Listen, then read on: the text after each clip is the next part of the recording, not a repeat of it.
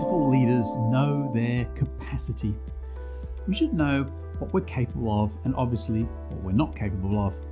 We all have a level of capacity that, if reached, at least lowers our operating potential and at worst can lead to a dangerous cycle into stress and burnout.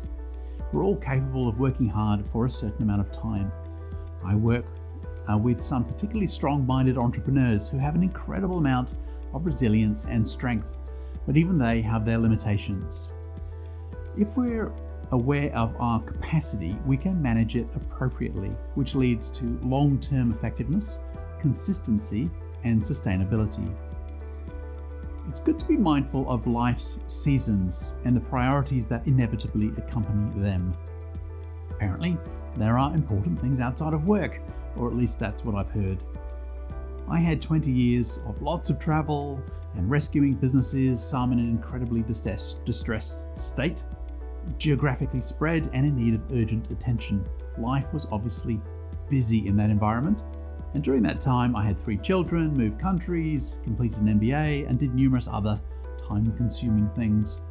I know what it is to be busy. I know what it is like to have unreasonable demands placed on me.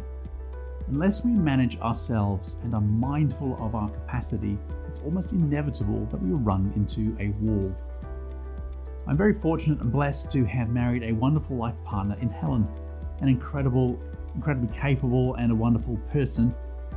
We have had an agreement that when I took a new role, I was able to be released for a season to almost solely focus on getting momentum into the change that was required.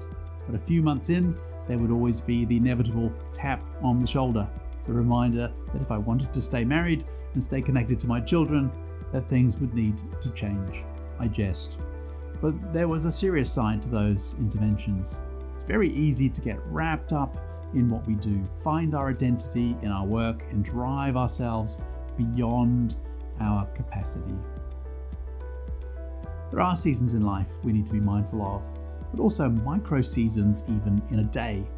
Those who know me well will know I am not a morning person. I do not get up at 4 o'clock in the morning, run a marathon, do 1,000 push-ups, 20 self-affirmations, and meet the seemingly unattainable criteria that is popularized around how to be successful.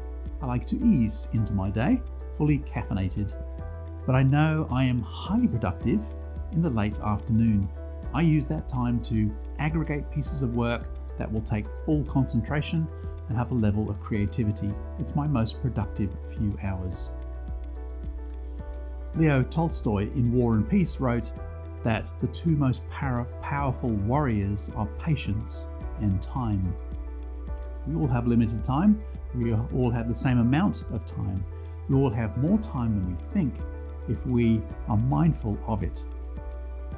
Work in a way that is productive for you, given your capacity, given your constraints, given your abilities and your circumstances.